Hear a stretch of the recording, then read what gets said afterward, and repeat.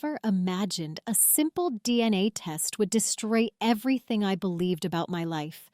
One morning, I was a normal guy with a twin brother I'd known for 26 years. By nightfall, I was staring at results that claimed we weren't related at all.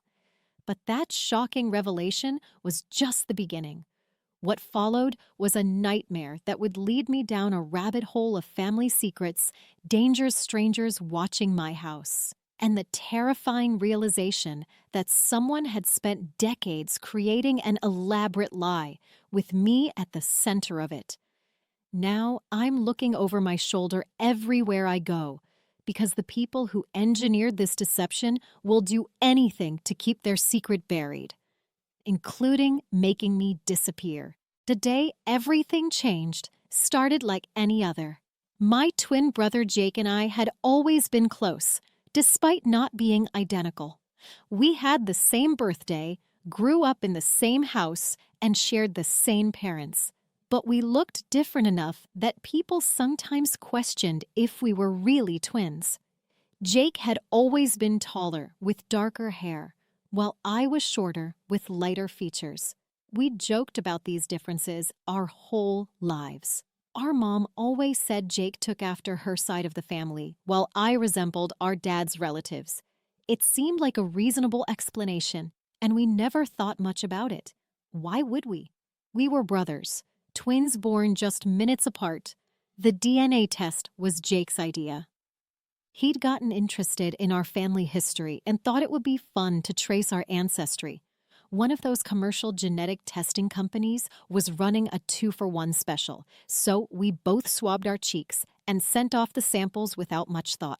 It was supposed to be a casual exploration of our heritage, maybe discover some interesting relatives in our family tree.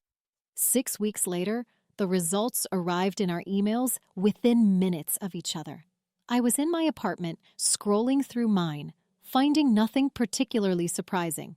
Mostly European ancestry, with a few unexpected percentages. I called Jake immediately, excited to compare notes. "Did you get yours?" I asked when he answered. The silence on the other end lasted so long I thought the call had dropped. "Jake, you there?"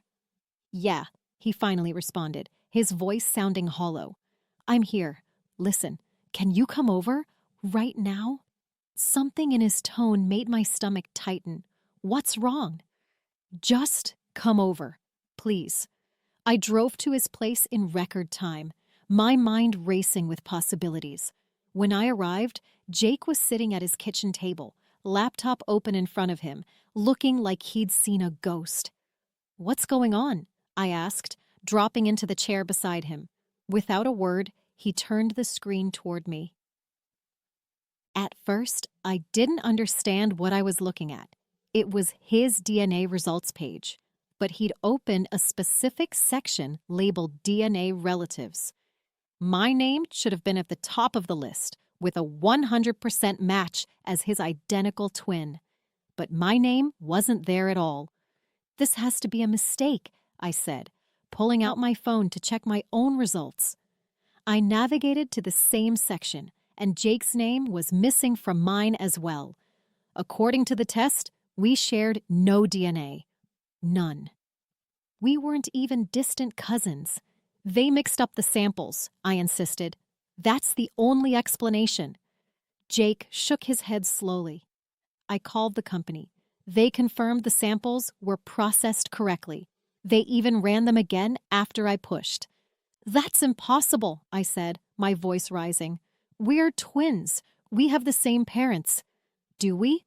Jake whispered, and the question hung in the air between us, heavy with implications neither of us wanted to face. That night, we stayed up for hours trying to make sense of it. Could one of us be adopted? Had our parents used a sperm donor? Or was this somehow still a massive error by the testing company? We decided we needed more information before confronting our parents. The next day, we ordered tests from 2 different companies, hoping for different results. But 3 weeks later, we had our answer, confirmed 3 times over. Jake and I shared no genetic relationship whatsoever. We were strangers, biologically speaking. Everything we thought we knew about ourselves had been built on a lie. We agreed to confront our parents together. They lived about an hour away in the suburban home where we'd grown up. I remember the drive there, my hands shaking on the steering wheel, Jake silently staring out the passenger window. The weight of what we were about to do pressed down on both of us. "What if they don't even know?" Jake said suddenly, breaking the silence. "What if Mom was told we were twins by the doctors?" I hadn't considered that possibility. I guess anything's possible at this point. Our parents were surprised, but happy to see us when we showed up unannounced on a Sunday afternoon. Mom hugged us both, commenting that it had been too long since we'd visited together. Dad was watching a football game, but immediately muted it when we said we needed to talk. I'll never forget their faces as we laid out the DNA results on their coffee table. Mom's expression shifted from confusion to shock, while Dad's face drained of all color. "There must be some mistake," Mom said, her voice trembling slightly as she examined the papers. "We tested 3 times with different companies," Jake replied gently. "We need to know the truth. Are we adopted? Did you use donors? What's going on?" Mom looked at Dad, some unspoken communication passing between them. The silence stretched for what felt like an eternity before Dad cleared his throat. "You should sit down," he said, his voice barely above a whisper. "Both of you." As we sat across from them, Mom began to cry silently. Dad took her hand before turning back to us. "Jake is our biological son," he began. "But Michael, you came to us differently." The room seemed to tilt around me. "I'm adopted?" I asked, feeling strangely relieved. Adoption was straightforward, explainable. Dad shook his head slowly. "Not exactly. This is complicated." He explained that 26 years ago, Mom had gone into labor with Jake. It was a difficult delivery, and there had been complications. Jake was born healthy, but the doctors told them the second twin, my identical twin, had not survived. "We were devastated," Mom interjected, wiping her tears. "We had prepared for twins. 2 cribs, 2 of everything." The day after Jake was born, Dad continued, a nurse came to us. She said there had been a terrible accident. Another baby in the nursery, born the same day as Jake, had been orphaned. The mother had died in childbirth, and there was no father listed. I felt a chill run down my spine as the story unfolded. According to my parents, this nurse suggested that since they had prepared for twins and suffered such a loss, perhaps they would consider taking this orphaned baby, me, home as their own. She said it could be arranged quietly, Dad said, his voice breaking. The hospital administrators were willing to falsify the records to show you as our biological twin. They thought they were doing a kindness, giving a home to an orphaned baby and helping us heal from our loss. You're saying I was just giving to you illegally? I couldn't process what I was hearing. That's not possible. There would be records, investigations. It was a small hospital, Mom explained. Things were different back then. The nurse said your mother had no family, no one to claim you. And you never questioned this? Jake asked, his voice rising with disbelief. Dad looked down at his hands. We were young, grieving, and suddenly presented with what seemed like a miracle. We convinced ourselves it was meant to be. "So who am I?" I demanded, standing up. "What's my real name? Who were my parents?" The look my parents exchanged made my blood run cold. "We don't know," Mom admitted quietly. "The nurse never told us your mother's name. We named you Michael ourselves." "This is insane," I said, pacing the room. "You're telling me my entire identity is based on an illegal arrangement made by some nurse? That I have no idea who I really am or where I came from?" "You're our son," Dad insisted. "Blood or not, we raised you, we loved you." "You lied to me my entire life," I shouted, unable to contain the storm of emotions. I don't even know my real birthday." "It is your real birthday," Mom said softly. "The nurse said you and Jake were born on the same day. That's why it seemed so perfect." I looked at Jake, who appeared as stunned as I felt. For 26 years, we believed we were twins, bound by blood. Now I learned I wasn't even technically adopted. I had been essentially traded like property. My identity erased before I even had a chance to know it. "I need the name of this hospital and this nurse," I said firmly. "I need to find out who I really am." My parents exchanged another look, and Dad sighed heavily.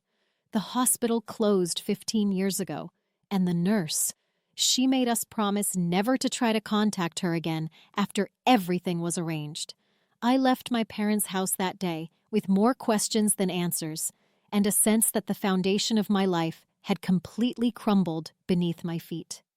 Jake tried to reassure me that nothing had changed between us.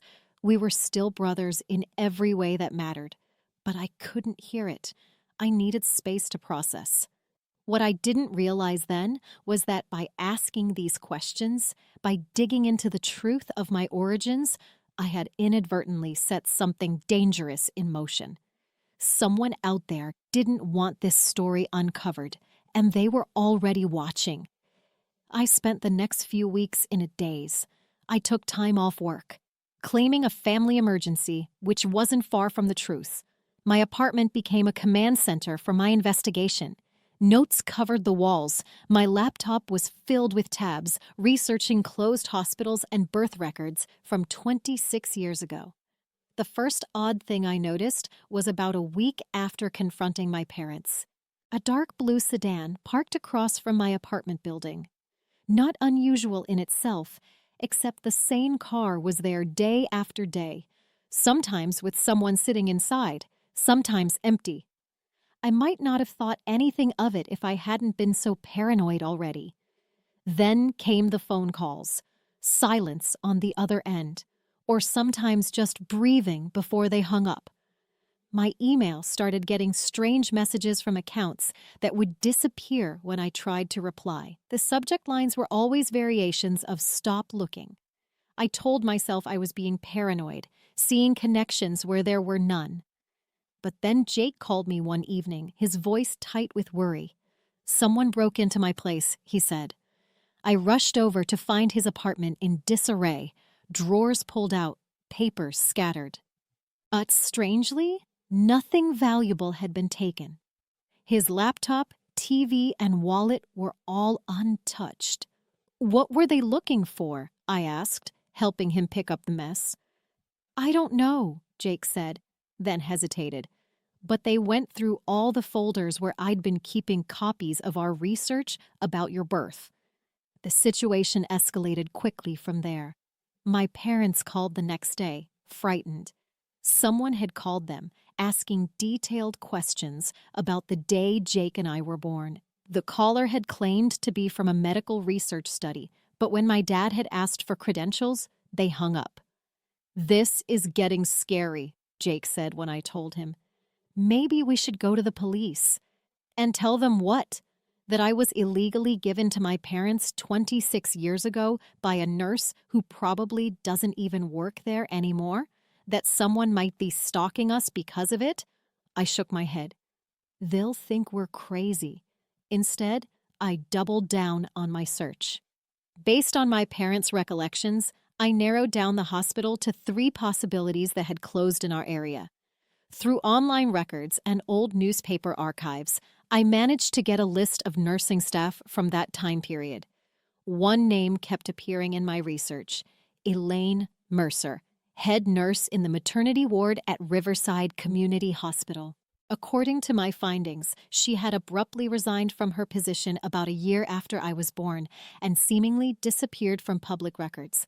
I spent days trying to track her down, finally discovering she had changed her name to Elaine Wilson and moved to a small town about 3 hours away. After careful consideration, I decided to drive there and confront her in person. I didn't tell anyone where I was going, not Jake, not my parents. Something told me I needed to be careful. The drive gave me time to think, to prepare questions, but nothing could have prepared me for what happened when I arrived. The address I had for Elaine Wilson led me to a modest house with a well-kept garden. An older woman was outside, tending to flowers. My heart pounded as I approached her. "Excuse me," I said. "Are you Elaine Wilson? Previously Elaine Mercer?" The woman froze, her gardening trowel dropping to the ground. When she turned to look at me, her face went white. "Oh my God," she whispered, staring at me as though seeing a ghost. "You look just like him." "Like who?" I asked, a chill running through me. She ignored my question, grabbing my arm with surprising strength. "You need to leave, now. They can't know you found me." "Who can't know? Please, I need answers." "I know you were the nurse who gave me to the Lawrences. I need to know who I really am." Her eyes darted nervously to the street. "Come inside, quickly." Once inside, she pulled all the curtains closed before turning to face me. "How did you find me?" I explained about the DNA test, my parents' confession, my research. She sat down heavily on a worn armchair. "I knew this day might come, but I hoped it wouldn't. Not while they're still looking." "Who's looking?" I demanded. "What is going on?" "Your mother," she began, then corrected herself. "Your birth mother. She wasn't who the hospital records said she was." "Who was she?" Elaine took a deep breath. "Her name was Catherine Wells. She came to the hospital already in labor. No prenatal care. No identification except a driver's license that I later learned was fake. She died during childbirth, hemorrhaged severely. We couldn't save her. And my father? There was no father listed. But the day after you were born, a man came to the hospital demanding to see Catherine and the baby. He was frightening, cold. When we told him Catherine had died, he became enraged, insisting the baby belonged to him. I felt my mouth go dry. What happened? Something about him scared me. The way he talked about the baby, like you were property. I'd already heard about the Lawrences losing one of their twins, and I made a decision. I hid you in another part of the hospital and told him the baby had died as well. You lied to him? She nodded grimly. I falsified death certificates for both Catherine and the baby. Then I approached the Lawrences with my offer. Did you know who they were? This man and Catherine? Elaine's eyes filled with tears. Not then, but about a month later, I saw their pictures in the newspaper. Catherine Wells wasn't her real name. She was Eleanor Blackwood, daughter of Victor Blackwood. The name hit me like a physical blow. Even I knew who Victor Blackwood was, a notorious businessman rumored to have deep connections to organized crime. He had died about 10 years ago, but at the time of my birth, he had been at the height of his power. The man who came looking for you, Elaine continued, was Victor's right-hand man. When I realized who they were, I knew I'd made a powerful enemy. I resigned, changed my name, moved away. I've been looking over my shoulder ever since. But that was 26 years ago, I said. Surely they wouldn't still be looking. The look she gave me made my blood run cold. Victor Blackwood died without a male heir. His empire went to his nephew, who has been running it ever since. But there are rumors, stipulations in Victor's will about a potential grandson. My mind was reeling. Are you saying I'm Victor Blackwood's grandson? I don't know for certain, but Catherine Eleanor was running from something or someone, and that man was desperate to get you. Draw your own conclusions. As I tried to process this information, a car engine roared to life outside. Elaine rushed to the window and peered through the curtains. The blue sedan, she whispered, her face pale. They found us. Get down, Elaine hissed, pulling me away from the window. They mustn't see you. My heart hammered against my ribs. The same blue sedan that's been parked outside my apartment? She nodded grimly. I've been watched for years. They must have seen you arrive. But who are they? I whispered, crouching below the window. Victor Blackwood's people. His nephew Richard has continued the search all these years. If you're who I think you are, Victor's grandson, you present a threat to Richard's control of the Blackwood fortune. I peek through a crack in the curtains. Two men in dark suits were approaching the house. "We need to get out of here," I said. Elaine nodded, leading me quickly through the house to a back door. "My car is in the garage. Take these." She pressed a small envelope and a set of keys into my hand. "The envelope contains everything I know about your mother, her real identity, where she came from, and the little I could gather about why she was running. The key is to a storage unit in Portland where I've kept evidence, including the original birth certificate I took from the hospital before I falsified the records. Come with me," I urged her. She shook her head sadly. "They'll follow me, not you. I'll lead them away while you escape. Go out through the back garden, cut through the neighbor's yard. There's a side street that will take you away from here." Before I could protest further, a loud knock came at the front door. "Miss Wilson," a deep voice called. "We'd like to speak with you." Elaine's hands shook as she gripped my shoulders. "Listen to me. Trust no one. Not the police, not lawyers, no one. The Blackwood influence runs deep. Get to that storage unit. The truth is there.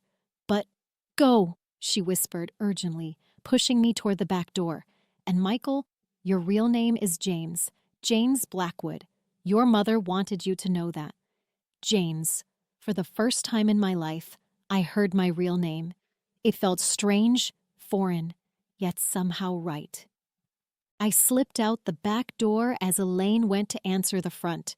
Moving quickly through the garden, I heard her greet the men, her voice carrying an artificial cheerfulness that wouldn't fool anyone. I prayed she would be safe. I made it to my car without being seen and drove away, my hands shaking on the steering wheel. Once I was on the highway, I pulled over to examine the envelope Elaine had given me. Inside were newspaper clippings about Eleanor Blackwood's disappearance, labeled as a tragic drowning accident, though no body was ever found. There were photos of a young woman with striking features that I recognized, because they were my features. My high cheekbones, my unusual gray-green eyes. For the first time, I saw myself in someone else's face. There was also a handwritten letter, penned by Elaine, detailing everything she remembered about my birth and the events surrounding it. According to her account, my mother had arrived at the hospital alone, terrified and in labor.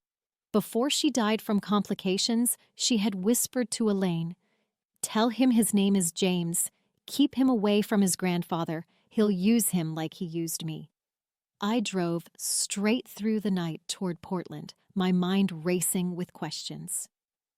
Who had my mother been running from? Her father or someone else? Why had she been so afraid? And most pressing of all, were those men still following me? I checked into a motel under a false name, paying cash. Sleep eluded me as I pored over Elaine's documents. By morning, I had made up my mind. I needed to know more about the Blackwood family. Using the motel's spotty Wi-Fi, I researched everything I could find. The Blackwood empire was vast.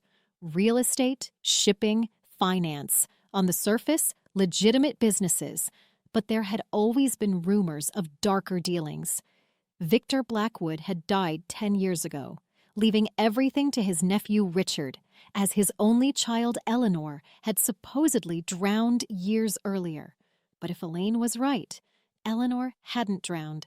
She had run away, pregnant with me, only to die giving birth. And if I was Victor Blackwood's grandson, that meant Richard's claim to the empire might not be as secure as he thought. No wonder someone was watching me. If my existence became known, it could threaten everything Richard had inherited. I needed to get to that storage unit, but I also needed to warn Jake and my parents. They could be in danger too. I bought a prepaid phone and called Jake. "Where are you?" he demanded as soon as he answered. "I've been worried sick." "I can't tell you that," I said. "But I need you to listen carefully. You and Mom and Dad need to go somewhere safe, somewhere no one would think to look for you." "What? Why? What's going on? I gave him the condensed version of what I'd learned from Elaine. Jesus, Jake breathed. So you're saying you're the grandson of Victor Blackwood? The Victor Blackwood? I think so. And his nephew Richard might be trying to find me to eliminate any threat to his inheritance. This is insane, Jake said. We need to go to the police. No, I said firmly, remembering Elaine's warning. The Blackwoods have connections everywhere. Just get Mom and Dad and go somewhere safe. Don't tell me where, just go. After extracting his promise, I hung up and headed for the storage unit. I needed evidence, something concrete to protect myself with. If Richard Blackwood wanted me gone, my only leverage would be proof of who I really was. The storage facility was in an industrial area on the outskirts of Portland. Using Elaine's key, I opened a small unit containing a single metal filing cabinet. Inside was a treasure trove of evidence. My original birth certificate listing Eleanor Blackwood as my mother, hospital records, newspaper clippings, and a sealed envelope addressed simply, "For James." With shaking hands, I opened it. Inside was a letter written in flowing script, dated just days before my birth. "My dearest James," it began. "If you are reading this, then I am gone, and you have somehow found your way to the truth. I pray that you have been raised with love, far from the toxic legacy of the Blackwood name. My mother had known she might not survive. She had written this letter as a contingency, entrusting it to someone, presumably Elaine, in case the worst happened. As I read her words, tears streamed down my face. She described growing up under Victor Blackwood's controlling influence, how he had used her as a pawn in his business dealings. When she discovered she was pregnant, she knew she couldn't let her child be raised in that world. "Your father was a good man," she wrote. "Too good for the world my father dragged him into. He died trying to help us escape. Now I run alone, carrying you, my hope for a future outside the Blackwood shadow." She didn't name my father, but she included a small phonograph. A young man with my same jawline, smiling beside my mother on what looked like a beach. They looked happy, carefree, a stark contrast to the desperate situation she described. At the end of the letter, she wrote something that made my blood run cold. "If you are reading this, be careful. The vault in my father's main house contains evidence of all his crimes. It's why he can never let me go. I know the combinations, the secrets, and now so do you." She had written a series of numbers at the bottom of the page. The vault combination. I sat back, stunned. My mother had been running not just to protect me from being used as a Blackwood heir, but because she knew too much. And she had just passed that dangerous knowledge to me. As I gathered the documents, planning my next move, I heard a car pull up outside the storage unit. Through the small gap in the partially closed door, I saw a now familiar blue sedan. They had found me.